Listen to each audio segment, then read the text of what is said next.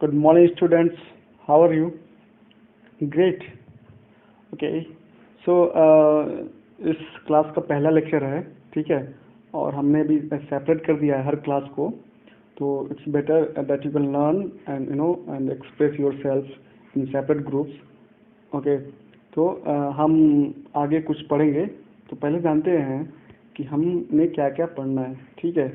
हमारा कंटेंट्स क्या है, आने वाले नेक्स्ट दिनों में हम क्या क्या पढ़ने वाले हैं. जैसे पहला है components of language, second the sentence, third the sentence and its parts, fourth है द नाउन, फिफ्थ नाउन का काइंड्स, सिक्स का the noun number singular and plural, seven का द नाउन जेंडर है, काइंड्स एंड फॉर्मेशन है, the noun का case है, ठीक है. Ninth one the pronoun and the tenth one is the pronoun number and gender. तो ये सब चीज़ें हैं जो हम आगे आने वाले हर वीडियो में पढ़ेंगे. So today's topic is components of language, ठीक है. तो this is the first chapter we are going to discuss with you. So start it. Components of language. Components means क्या होता है? कंपोनेंट्स मीन्स होता है किसी का भाग, ठीक है. तो और लैंग्वेज मीन्स क्या होता है? भाषा.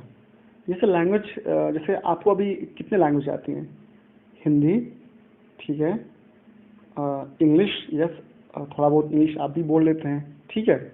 तो लैंग्वेज के कितने कंपोनेंट्स होते हैं? लैंग्वेज के जो मेन बेसिक चीज़ें क्या हैं जिससे मिलकर एक लैंग्वेज होता है? लैंग्वेज का and what is the purpose of language? किसी भी लैंग्वेज का, वेदर इट इज़ इंग्लिश और हिंदी, इसका पर्पस क्या होता है? सिंपल होता है पर्पस कि हम एक दूसरे से कम्युनिकेट कर पाएँ, मतलब एक दूसरे से हम बात कर पाएँ, एक दूसरे के पास अपना मैसेज सेंड करें. यही पर्पस होता है किसी भी लैंग्वेज का, ठीक है. देखिए इसका डेफिनेशन में लिखा है, language is a system of sound, words, pattern of words etcetera used by human beings to communicate their thoughts and feelings in writing और इन स्पीच. क्या लैंग्वेज एक सिस्टम है? किसका सिस्टम है?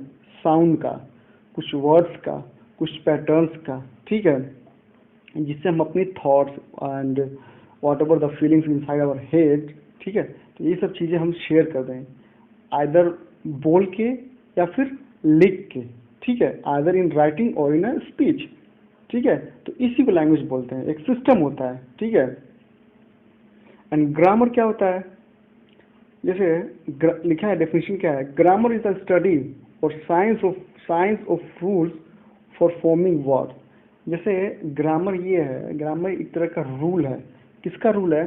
जिसके हिसाब से हम सेंटेंस फ्रेम करते हैं, नए नए वर्ड्स बनाते हैं, और एक अच्छे, मतलब किसी भी लैंग्वेज को उसका एक बैकबोन होता है ग्रामर, ठीक है.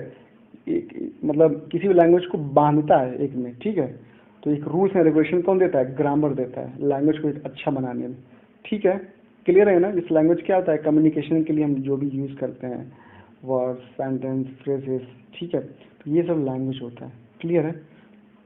और ग्रामर क्या है? इसको रूल्स है, इस रूल के अकॉर्डिंग लैंग्वेज को बोलना या लिखना पड़ता है, ठीक है. तो आते हैं कुछ बेसिक कंपोनेंट्स के बारे में. जैसे पहला अल्फ़ाबेट. अच्छा, इंग्लिश में कितने अल्फ़ाबेट होते हैं? शायद मैंने आपको बताया स्टार्टिंग में. कितने होते हैं अल्फ़ाबेट? आपका आंसर होगा 26, and it is wrong. Yes, किसी भी लैंग्वेज में अल्फ़ाबेट एक होते हैं, हमेशा एक ही अल्फ़ाबेट होता है. लेटर्स अलग अलग हो सकते हैं. तो इंग्लिश लैंग्वेज में कितने अल्फ़ाबेट हैं? एक है. हिंदी में भी एक है. तो इंग्लिश में अल्फ़ाबेट क्या क्या है? एक है, और हिंदी में भी एक है. और लेटर्स कितने हैं? 26, ठीक है.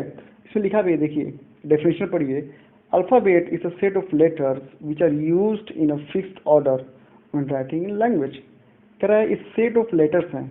Alphabet is a set of letters which are used in a fixed order when writing in language. किसी भी लैंग्वेज को लिखने के लिए एक तरह का ऑर्डर में लेटर्स होते हैं, ठीक है, उसी को अल्फ़ाबेट बोलते हैं. There are 26 letters in English alphabet. देखिए 26 लेटर्स लिखा है यहाँ पर, 26 अल्फ़ाबेट नहीं लिखा है. तो 26 लेटर्स होते हैं इंग्लिश अल्फ़ाबेट में, ठीक है. समझ में आ गया? अल्फ़ाबेट एक होते हैं और लेटर्स कितने होते हैं? 26 आपको पता ही है, ABCD, ठीक है, Z तक, ये सब हमारे क्या है, लेटर्स है, ठीक है। अच्छा, और लेटर्स क्या होते हैं, जैसे बताया आपको ABCD, ठीक है। इसमें दो तरीके होते हैं, एक होता है कैपिटल लेटर, जैसे आप यहाँ देख पा रहे हैं कैपिटल लेटर है, और ये क्या है, स्मॉल लेटर है। इसमें आपको कोई कंफ्यूजन नहीं होना चाहिए मेरे हिसाब से, ठीक है। They are 26 letters in English alphabet. उसको हम दो तरीके से लिख सकते हैं, कैसे, पहला कैपिटल लेटर में और सेकेंड वन स्मॉल लेटर में, ठीक है। इसमें कोई कंफ्यूजन नहीं है ना, हाँ सर कंफ्यूजन तो नहीं है, क्लियर।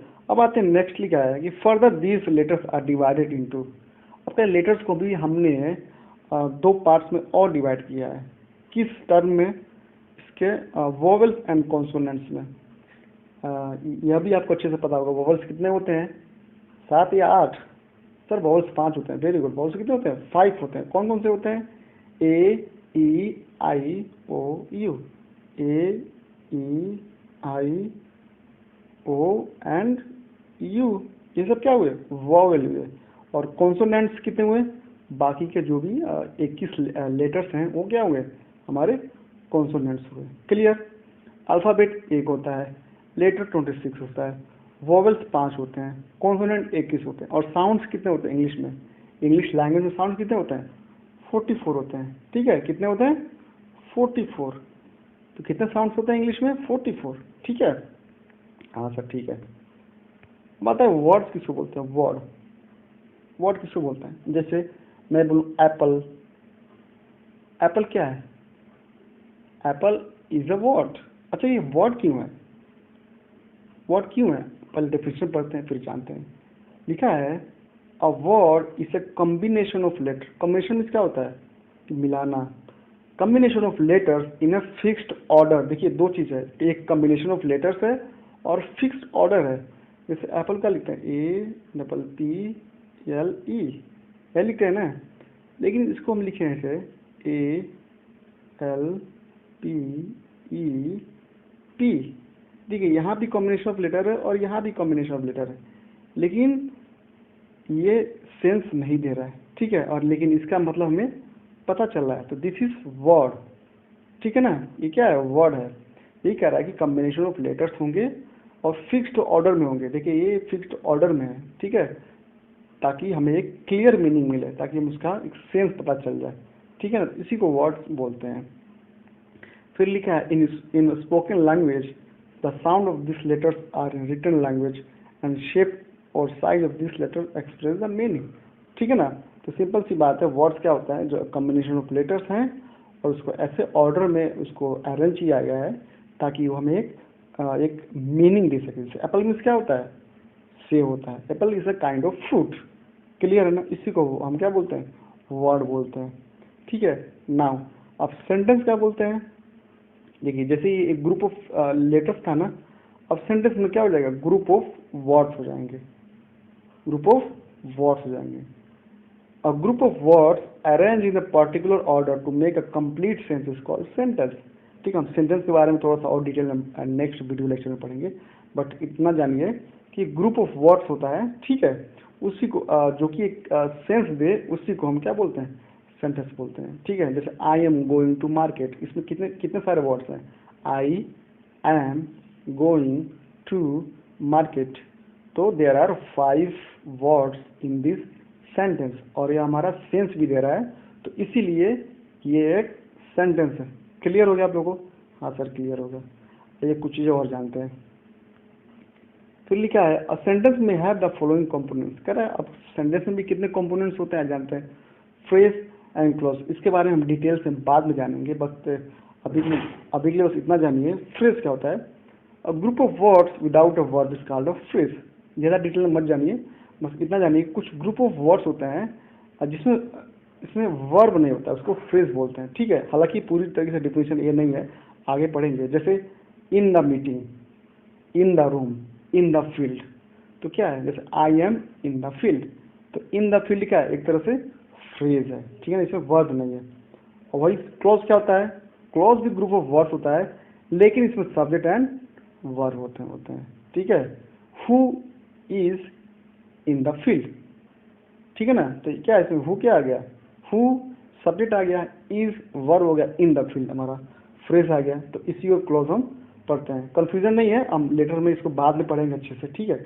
बस इतना जान लीजिए, फ्रेज में क्या होता है, ग्रुप ऑफ वर्ड्स होते हैं जिसमें कोई वर्ब नहीं होता है। क्लॉज में ए भी ग्रुप ऑफ वर्ड्स होता है लेकिन इसमें सब्जेक्ट एंड वर्ब होता है, ठीक है। हाँ सर ठीक है। अब पता है पैराग्राफ। पैराग्राफ किसको बोलते हैं, ये क्या होता है, ये मोर देन वन सेंटेंस की ग्रुप को पैराग्राफ बोलते हैं, और जिसमें एक सेंट्रल थीम हो। डेफिनेशन पढ़ते हैं। A paragraph is a distinct section of a written or printed text, usually consisting of several sentences dealing with a single theme and starting on a new line।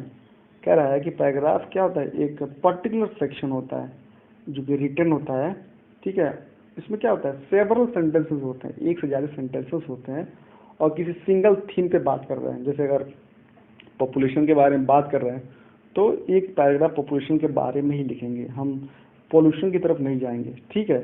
तो एक theme के बारे में कुछ कुछ सेंटेंस मिलके बनते हैं, उसको हम क्या बोलते हैं, पैराग्राफ, ठीक है। एक थीम के बारे में 10-20 लाइन लिखने को ही पैराग्राफ बोलते हैं। क्लियर है? हाँ सर क्लियर। अब आइए कुछ कुछ अदर ग्रामेटिकल टर्म्स हैं। जैसे प्रीफिक्स क्या होता है, सफिक्स क्या होता है। प्री मतलब क्या होता है, पहले। प्रीफिक्स क्या होता है, पहले, ठीक है। कह रहा है कि कुछ कुछ ऐसे वर्ड्स होते हैं जो किसी वर्ड से पहले आकर उसके मीनिंग को चेंज कर देते हैं, ठीक है। उसी को प्रीफिक्स बोलते हैं। जैसे पॉसिबल है, बिलीव है एंड रेगुलर, क्या एक तरह से भी वर्ड है। पॉसिबल मीन्स क्या होता है, जो कि संभव है, लेकिन अब इसके आगे आई एम लगा देंगे तो आई एम क्या है, प्रीफिक्स है, तो इसका मीनिंग पूरी तरीके से बदल जाएगा। तो क्या हो जाएगा, पॉसिबल से इम्पॉसिबल हो जाएगा, सीधे इसके ऑपोजिट। बिलीव का डिस लगा दिया तो डिसबिलीव हो गया, इसका मीनिंग चेंज हो गया। रेगुलर का आई आर हमने क्या लगा दिया, प्रीफिक्स लगा दिया तो इर्रेगुलर आ गया। सिंपल सा। प्री मतलब पहले, तो ऐसे वर्ड्स, ठीक है, जो किसी वर्ड्स के प्री लगे मतलब कि पहले लगे और उसका अर्थ बदल दे, उसी को बोलते हैं प्रीफिक्स। सेम ऑपोजिट है इसका सफिक्स, जो कि उसके बाद लगे, ठीक है, उसके बाद लगे और उसके अर्थ को चेंज कर दे। जैसे मर्सी का मर्सीफुल हो गया, गोल्ड का गोल्डन हो गया, बोरो का बोरोवर हो गया, ठीक है। क्लियर है? हाँ सर क्लियर। अब आता है पार्टिकल, ठीक है। पार्टिकल किसको बोलते हैं, जैसे prefix, suffix, articles, preposition, conjunction and some short adverbs, ठीक है। और कुछ तरह के एडवर्ब्स होते हैं जैसे up, in, out are sometimes group together are called particles. कह रहे ऐसे ऐसे कुछ होते हैं, जैसे प्रीफिक्स होता है, सफिक्स होता है, आर्टिकल, प्रीपोजिशन, कंजंक्शन और कुछ तरह के एडवर्ब्स को मिलाकर हम क्या बोलते हैं, पार्टिकल्स बोलते हैं।